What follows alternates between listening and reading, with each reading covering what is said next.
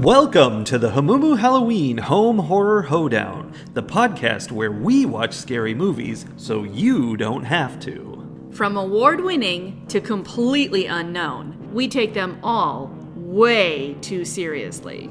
I'm your host, Mike Hummel. And I'm your host, Solange Hummel. Now, warning, we use a ghoulish number of spoilers, so watch the movies first. Second warning, we don't know anything about anything, so don't take us seriously as we take these movies seriously. You know what we never get enough of? What? Movies where horrible men take advantage of women in terrible ways, and it's packaged as entertainment. That's a really creative idea for a movie. Don't you think? Don't you think that there would be a market, perhaps, for a movie with like a pretty young woman, and then she's brutalized for an hour and a half straight by some middle-aged white guy? Sounds like an instant classic. But if a chick makes that movie, then she can kind of like, have a message. I do feel like that's what Run, Sweetheart, Run from 2020 was trying to do. I think it was very clear what it was trying to do. I am very, very torn about whether it worked or not. Well, that is a question. When our film opens, we have Cherie working at whatever this company is called as a secretary and giving an HR report on, we don't know what has actually occurred, but somebody said something very inappropriate. Yes. And the HR guy doesn't care. No, he doesn't. In fact, and then, not only does he not care about what was done, he doesn't care that nobody stood up for her or said anything about it.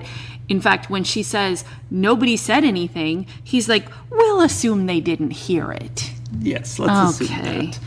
I mean, that's very emblematic of what we will be seeing throughout this movie. It's like, I want to say feminist in the sense that it's pointing out, it's showing us all the terrible things going on against women. Yes. Very, very clearly and abruptly. Yes.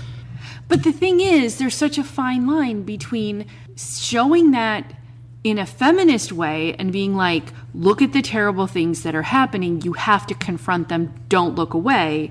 And right next to that is misogynist guys using women and the torture of those women as entertainment. Yeah. And nobody looks away because it's entertainment.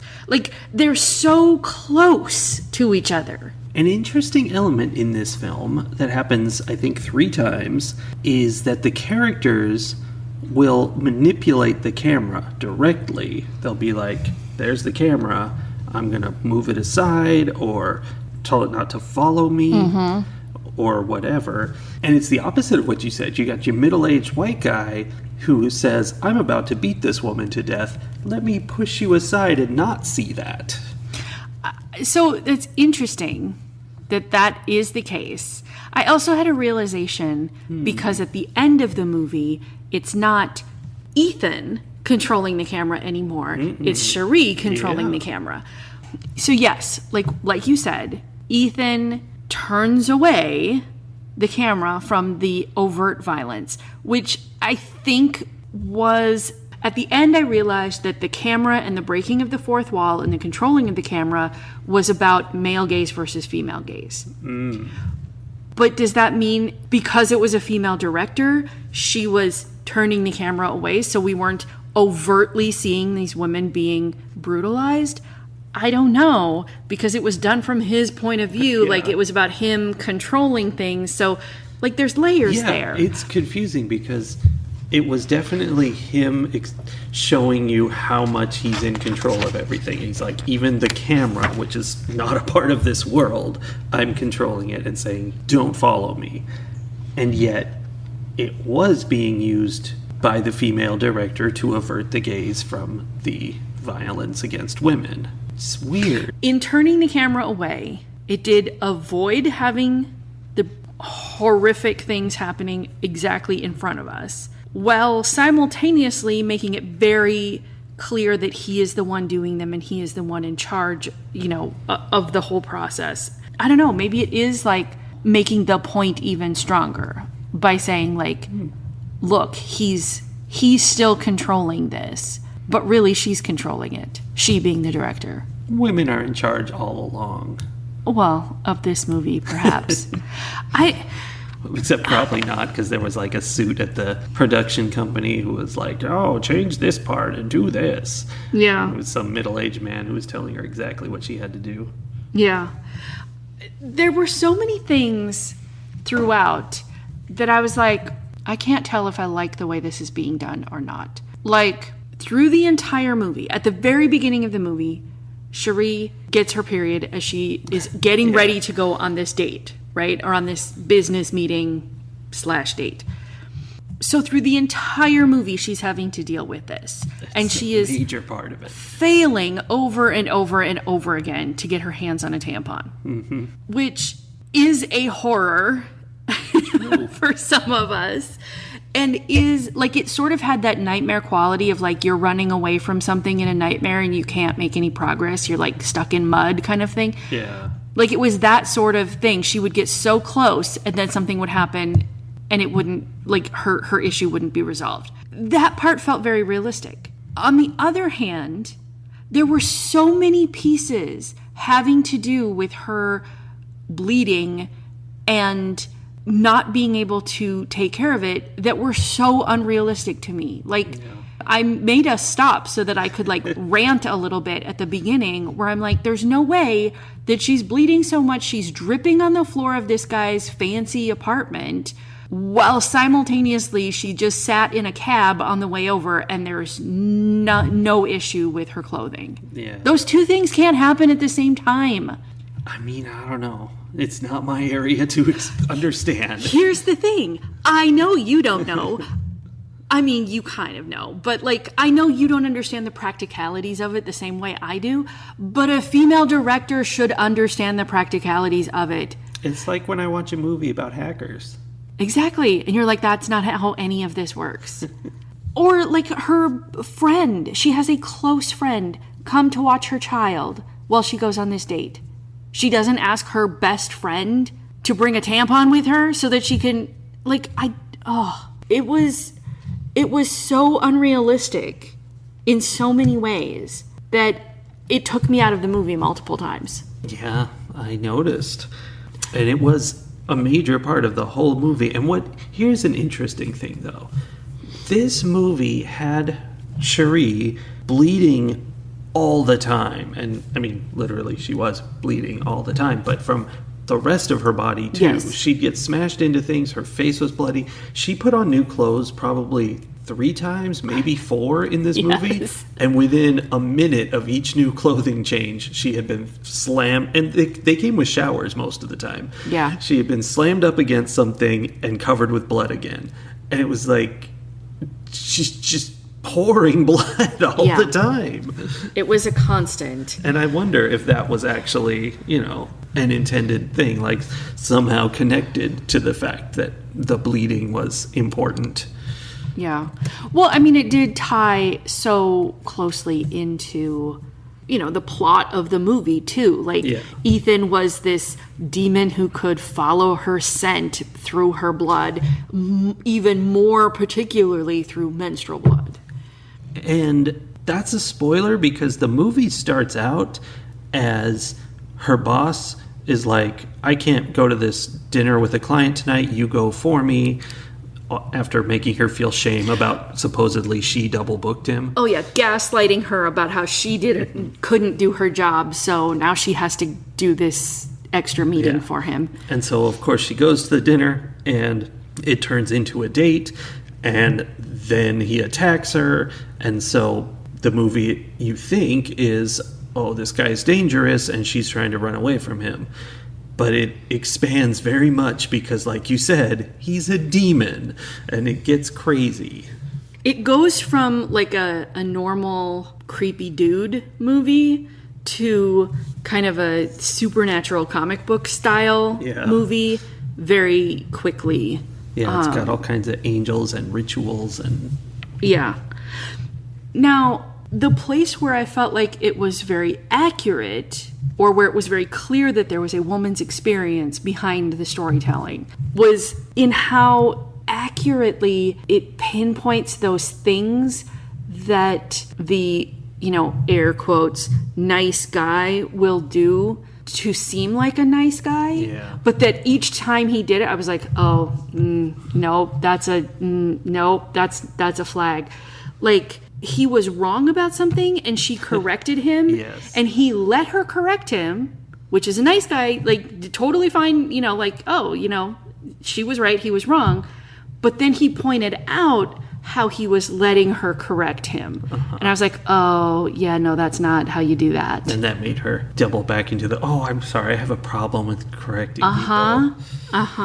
And then when she shows him a picture of her daughter, which she never should have done. Like, this is a stranger. Like, I don't think, obviously some people would have done that, but I think most single moms would not have done that.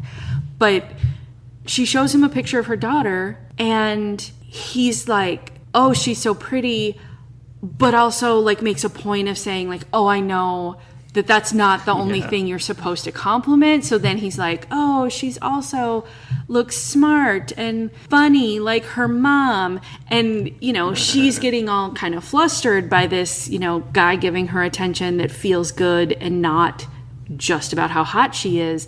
But at the same time, the fact that he's being so, look at how nice I am, look at what a good guy I am, was gross.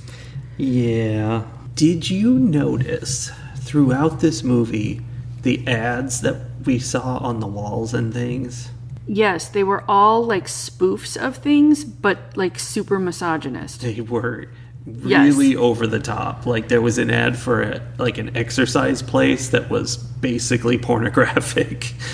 Yeah, I noticed. And everything was like really, I think some of it was very homophobic, and I didn't notice. Like there was some misogyny and like very 1950s housewife kind of things. There was a lot of background stuff happening. There's a lot going on with the theme of this movie.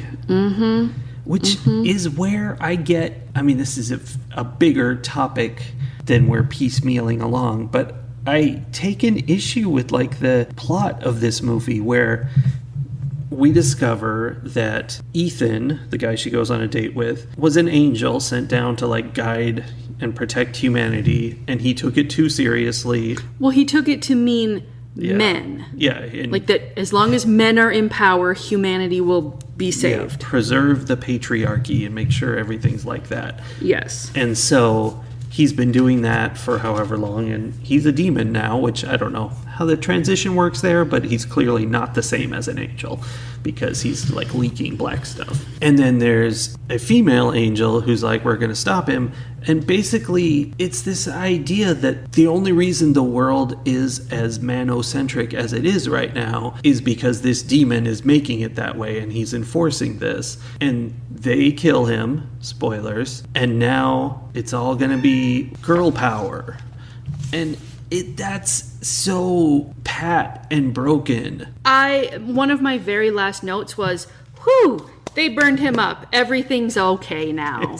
No men have power anymore. Right? That was all it took. No, I totally agree with you. I think that this movie very much committed that movie sin of saying like, oh, this one small problem has been resolved, therefore the entire system has been fixed. Yeah. I think what it's like is you could have a fictional story about a dragon that's terrorizing the village, and you kill the dragon and the village is safe. Cool. But when the dragon is patriarchy, that's really here. It's everywhere. We know that you can't just kill it and it's gone. Like, that story doesn't work. You can't. Right. Well, it's the symbolism. It's the broken symbolism of like they put patriarchy into this one guy. So if you kill the one guy, then patriarchy has been defeated. And that's not, patriarchy isn't one guy. They've simplified the problem. It's like a white savior kind of thing, you know? Yes. You come in and you can fix it all. Yes. It definitely had that issue. I also felt like it was very revengey, right? Like, Yes. which in the context of the movie, okay, like he went around killing all the people who tried to help her and all the people who were important to her, and she wanted revenge and she killed him. Okay, like I get that. But when you then put that into the bigger story of, you know, the allegory of feminism taking down the patriarchy, you don't fix a broken system by tearing it down and replacing it with the opposite of that broken system. Yeah. Like, you can't just come in and be like, oh, well, men being in power is a huge problem, so we're going to kill patriarchy, and now women are going to be in power, and everything will be fine. Yeah, it becomes also that idea of, if it's not affecting me personally, it's not my problem. She's going in and fixing this because he hurt her, and she's just fighting back. Instead of it being somebody saying, hooray, here's a way I can destroy the patriarchy and make everything better. It's like that political idea of not caring about something until it affects you directly. Yeah. And it kind of made that into her thing. It kind of did. I mean, I suspect, because Cherie was played by a young black woman, like, I suspect this wasn't the first experience she had had with the patriarchy or any of the other broken systems in the world. Well, they made that clear at the beginning of the movie. Right. So, I mean, I don't know, maybe that was supposed to be it was supposed to be strongly hinted in that, you know, that's not what was happening. But I see what you mean in the sense that it took this story that was very big and put it all in these two people. Yeah. Which is not a problem. Like, I don't have a problem with that per se, but I do have a problem with that then being portrayed as like, now everything is better because these two people, like, we found resolution for this issue. I mean, it could have been cool if it ended and she was like, oh my gosh, we did it, because she barely survived this. And, you know, she did it, and then the angel lady came over and was like, that is so great. You have taken care of the local one for these 3 blocks. Now let's keep going. That's one guy. I mean, and to be fair, there were a ton of women who were in, you know, the First Lady's spa, and they all showed up there, and like there was like that empowering all the vampire slayers at once kind of vibe. But it just, it was a little problematic. I felt the same way about that as I did about watching the Barbie movie, where I was like, okay, I see like the empowering women piece of it, which is great, but it's also like missing some really important chunks of what is necessary. And I don't know if that was because it's such a complex issue to put into one movie, like it's just too much for any one movie to hold, which is understandable, or if I just fundamentally disagree with what the solution to the problem is, because there are a lot of people who are like, you know, maybe the whole revenge piece and the whole like swing the pendulum completely in the other direction solution is the solution. And I vehemently do not think that that is going to fix anything. Well, even if that were the case, it's still really oversimplifying it to kill one guy. Yes, very much so. So this was kind of like a hero story where she doesn't believe in herself. She doesn't think she can do this. And, you know, she's told she's the chosen one, kind of. And, you know, we're going to get you ready to go. But all of that chosen one stuff happens in the last 10 minutes of the movie. And prior to that, it's just her running away in terror from this horrible guy, or trying to find ways to fight back in small ways to, you know, escape him. And that's the part that felt off to me, is that even up until the very end, even how she beats him in the end, is still just barely scraping by. And cool, you know, that you made him so powerful that she can barely, you know, beat him. But it just never had that Neo moment where she realized that she had the power to do this and did it. She just continued to bleed all over the place and just barely survive. And that's what I was missing for me. Like, just because of the story, it was a revenge thing. It was like, he did this to her and now we're mad at him. Let's get him. And she does technically get him, but it's not this big moment. It's more like, just barely. I mean, okay, so from my perspective, that part of it feels almost more realistic. Yeah, it's definitely more realistic. Right, in the sense that, like, that is how the battle goes. And not even, I mean, realistic up to the you can barely do it, and then often you don't end up. Or, like one little thing. Like, it ties back to the beginning of where she's saying, someone said something horrible to me and should be held accountable. And even though she does the heroic thing, which really is a heroic thing of taking the risk and saying, hey, this person needs to be held accountable, and then nothing is going to happen. Or something does happen because her boss does say, oh yeah, I fired that guy. Yeah. But at the same time that he's giving her what she wants in that instance, he's also feeding her to a demon out of retaliation for the fact that she dared to cause a problem in his business. Yeah, because secretly he's been sending secretaries to this guy however often for a really long time. As a tithe. Yes, it is. Fantastic. He knows what's going on. So when you said, like, she never had that moment of realizing her own strength, I agree with you, and I find that extra frustrating because she is literally told exactly what her strength is. Like, the angel, the First Lady angel, is like, your blood is not your weakness, it's your strength. Like, and she did figure that out in the sense that she, like, used it to throw him off her scent for a while, or like to distract him so that she could get somewhere else. And like, she did trick him into not realizing the sun was coming up because apparently this demon is part vampire. Yeah. I mean, that's once you become a demon, sun is a problem, I guess. So, I mean, she does kind of use it, but I agree. Like, she never really found her, like, that inner strength, except that at one point she's on the verge of losing because Ethan has once again come in and killed off all of the people who took the risk to help her, which I think was like a pretty powerful, not so positive message throughout the whole movie. Was like, if you are willing to stand with people who are in the line of fire, you're gonna get taken out. Yeah, that's which true. Again, realistic, but not very hopeful. So at one point, like, he has once again killed off everyone around her. It's just the two of them.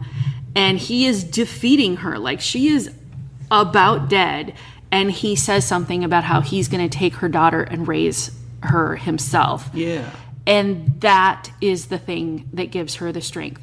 And I feel like my response to that is going to be different than the response many women would have. Because many women are mothers and understand on like a very deep, like in your bones kind of way, that feeling of, even when I'm too tired to fight for myself, I am still going to fight for my child.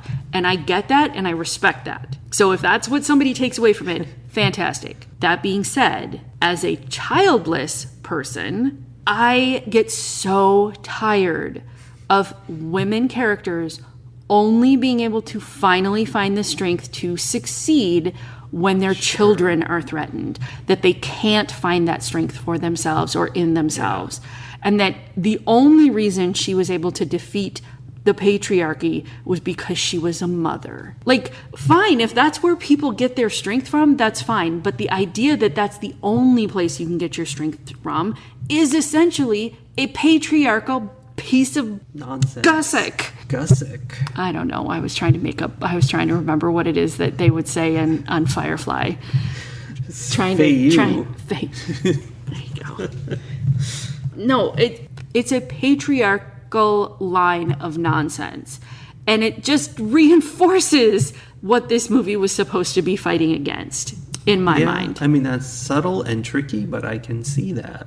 And the symbolism of like the pit bull that shows up and chases him away because this demon has pit bull. Right, this demon has a phobia of dogs for some reason. Apparently he's a cat person. Yeah. I don't know. But this nursing pit bull shows up and like helps her find her inner mother strength. And then at the very end, when she gets home, that pit bull is like standing guard outside her house. Yeah. Which, fine. I love it. They, little bonding situation there. And, I love when pit bulls are given like the good guy status, right? Yes. But it was still more of that, oh, gotta be a mom. That's where strong comes from. Yeah, I definitely see that. Yeah. You said she was in there and the people gathered to protect her. That was where this movie got kind of crazy. When she goes back to her old boyfriend, he takes her home and he's with her former best friend and a bunch of kids. I assume they're their kids. I don't know. They're older kids, like teenagers. And eventually, Ethan shows up to attack this place, and all of them get up and they just like reach right next to them for a sword, a gun, a butcher knife, a bat, and a shotgun. And they're all just standing there with their weapons. They were ready. So here's what I took from that, okay? Because all of those characters in that house were either Black, Asian, or Hispanic. Mm-hmm. So that to me felt like the whole like intersectionality of like, we know what fighting the patriarchy feels like because we fight white supremacy all the time, and like you know that similar thing, right?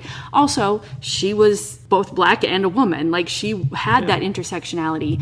So it sort of felt like, you know, the symbolism of we've got your back against this white guy because he common enemy, right? Yeah. One thing I do want to give a shout out to Trey, who, while flawed, is an actual nice guy. Yeah. Like, he's not perfect. He's not even necessarily a good guy in the sense that, like, he shouts a bunch and, you know, he doesn't believe her at first and he is dating her best friend shortly after breaking up with her, or she broke up with him. I don't know what the whole drama was there. But, like, even with all of his, like, everyday human flaws, he goes to bat for her. Like, he stands for her. He goes to pick her up even though there's this like bad blood between them, and he's protecting her daughter, who may be his daughter as well, I think. Yeah, I think so. But like he's doing the things, even though there are some things where you're sort of like, ugh, come on, figure it out. At the same time, he ends up making the decisions that are actually protecting her and taking care of her and listening to her and all of that. He does do a really stupid thing, though. They get to the house, and he's like, my new girlfriend might be mad if I bring you into the house, so let me go in and talk to her first. And she is mad until the moment she sees that this other woman has been assaulted. And then she's like, what is wrong with you? Like, why did you leave her out here alone? Like, of course, come in the house. I've got your back. Like, it was so clear that even though they had all this drama between them, the moment Dawn realized what was going on, that was all set aside, and she ended up like laying down her life. She and all of her friends ended up laying down their lives to protect Cherie. Yeah, in a crazy scene. Yeah. Okay, so I think that all of those other people were friends of Dawn's. Like, I think they were like a bunch of adults hanging out. There was the one young, like, teenage boy. Yeah. Who I think was maybe Trey's son. Possibly. You know, like a much older son from, you know, some other relationship. I don't remember any closure about what happened to him. She left him in the bathtub upstairs. Oh. And told him to stay there no matter what. And then came down, and then she and Ethan left, and that was it. Like, I think he survived, even though no one else did. Sure. I mean, it makes sense. He was up there. I don't know. I totally forgot about that. Everyone did. Yeah. They all forgot about him up there. Ratings. So I think, ultimately, by the end of this movie, I think it comes down on the strong feminist message side with some pretty significant flaws that bother me. But I think, like, about halfway through this movie, I was like, oh, this movie is in danger of getting a 0 from me. Like, this is just a lot of nonsense. There's not enough realism, and then there's too much realism. Like, there's not enough realism in the, like, how the world really works, but then there's like way too much realism in how this woman is being attacked over and over again. And it seemed like it was very gratuitous. By the end, I feel like it pulled it together enough where I was like, okay, I get why we had to see all of those earlier things. A lot of it was symbolic of the different things. You know, you have your family unit around you and they can't protect you, and you have strangers and they can't protect you. And even if they do, like the guy from the convenience store finally a stranger who was like, no, I'm not going to let you do terrible things to this woman, like, stop. And ultimately all it took was Ethan just staring him down and he ran away. Yeah. I think that is because he controls men. Oh, yeah. I'm not sure, but no, that makes something sense. They discussed. That makes sense. So, like, but you see all of these different things. Like, she goes to the church and the church can't protect her. And she goes to one of the best protections she had was when she was in the club and some more dude bros started giving her a hard time. And immediately a group of women shows up, total strangers, who are just like, hey, there you are, come along. And they like chase the guys off and they, make her one of their own. And that was cool, except Ethan came along and killed them all in a car crash. Like, there were all the different places where you might try to find safety and then realize the patriarchy is already there. Yeah. It can get you anywhere. So I think eventually I got to the point where I was like, okay, I see what's going on. I see why we're going through all of these different things. Weirdly, because I like comic book movies, I like superhero movies. Weirdly, the comic book aspect of it, like the breaking the fourth wall, Deadpool style, and the text popping up, and like there were just a lot of weird things where I was just like, no, this I didn't feel like we needed that. It felt like too extra on top of what was already a very complicated, layered story. And I really didn't like the First Lady. Like, the build up to the First Lady was exciting, and I was like, all right, eventually she's gonna get to the First Lady, and then there's gonna be a thing. Yeah. And then after that, I was super disappointed on how all of that played out. Yeah, like, that could have been the whole thing. And she sets her up with, like, okay, we're going to clean you all up. We're going to take your blood and, dilute it into water and pour it down drains so he smells you all over town and he can't find you. And then, that never mattered. Right. They did that, and then they're like, now go attract him to you with your blood. I was like, but you just, what? Yeah. That doesn't make any sense. Yeah, there were so many things about that didn't make any sense. And then, when she's all cleaned up, I just made a note where I was like, well, apparently all she needed was a spa treatment, plus a Corvette, plus a dog, plus Santa Monica Pier, plus a black belt, plus some spray paint, plus some rocks, plus a carousel. Like, it just was, it was a little extra. So watching this movie, I was more frustrated and annoyed than I was empowered or entertained. And as we've talked about it, I have continued to feel more frustrated and annoyed than I do empowered or entertained. So as much as I think there were some really good pieces to this movie, I am still only going to give it 3 bleach wipes out of 5. Okay. Because it was all over the place. So, great. Yeah. That makes sense. I'm also giving it 3 bleach wipes out of 5 because it just kind of rides that line between, like, I like the idea kind of, but again, it's sort of, broken, this making it so that by killing this one guy, they've solved patriarchy. Like, that's childish. It's just, come on. And I was really frustrated throughout the whole movie, like I said, that she never really finds her strength. She manages to find little bits of strength of like, oh, I'm going to kick him in the face and run out this door. And great. But she never stands up and is like, you can't stop me. This is not going to happen. She never has her Captain Marvel moment. Yeah, exactly. Where she like realizes like, straight up, you have been gaslighting and manipulating me and I'm not having it anymore. Yeah, I mean, imagine if it had been something about gaslighting where it's like, it turns out he's not actually strong. He's just been convincing you he's strong and you can just not be hurt by him. That reminds me of something that I meant to mention and I forgot. At the end, I did find it entertaining that there's this moment where he's captured her and she starts doing the thing that women in movies always do, where she's like, oh, okay, I do want you, you win, and she like starts doing the, female manipulation thing that is such an evil, horrible thing. And he is so desperate to believe that he's winning that he believes that she's doing this. Like after an entire night of her fighting him tooth and nail. Yeah. Suddenly he believes that in this moment she's like changing her mind, not giving up, but literally changing her mind and deciding that she does want to be with him.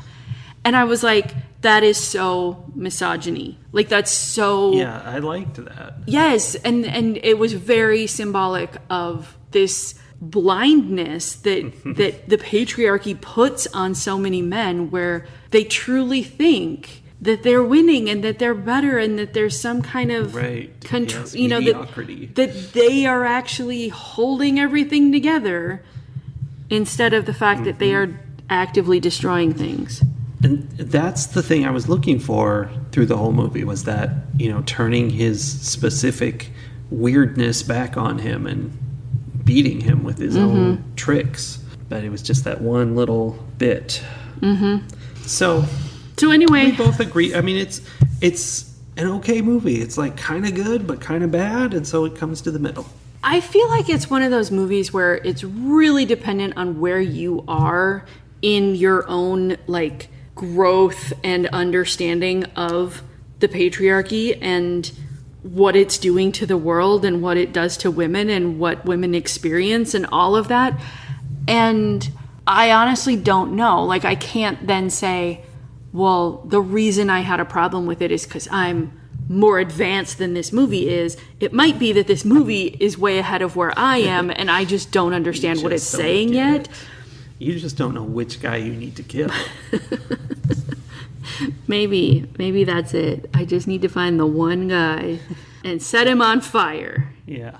But I do think that anyone who watches this movie is going to have a very unique personal experience with it, because it does talk about so many of those things. And those things are often things that men and women are aware of to varying degrees, depending on, their own experiences and what they've learned and what they've tried to learn and, all of that. So I do think 3 is a very fair score, because that's probably what the average of all the people watching, like some people are going to hate it, some people are going to love it, I don't know. Yeah. All right. It's time for a sad announcement. Yeah. It is the end of November. We are heading into the final month of this year, which is December. It's the final month of every year. I can't believe you didn't know that. I was going to say, which is a little mind-boggling, because I feel like it was March, like 2 weeks ago. It was. But we've been doing these podcasts almost every week for the entire year, which I think has been fun. I've enjoyed. I would like to continue. I like it. But also my brain needs a little bit of a break. And so does my editing arm. Yes. So we are going to put a pause on new episodes through the month of December. This is the end of our 2023 season of episodes. Yes. But we have every intention of being back with you once we've all entered the amazing future of 2024. I can't wait to see it. So, goodbye, everyone. We will miss you. I will miss getting to watch movies all the time. We can still watch movies. No, because then we might need to rate them. Okay. We will miss you. If you miss us, as I'm sure you will, easily, our clever, witty banter and our insightful thoughts, analysis of horror. Oh, yeah. The genre of horror. Yeah. You can always go back and listen to old episodes. There are some pretty good ones back there. There are nearly 200 episodes to listen to. Yeah. So if you haven't listened to all the back catalog, now's your opportunity, and we will see you in January. Bye, everybody. Bye! Bye.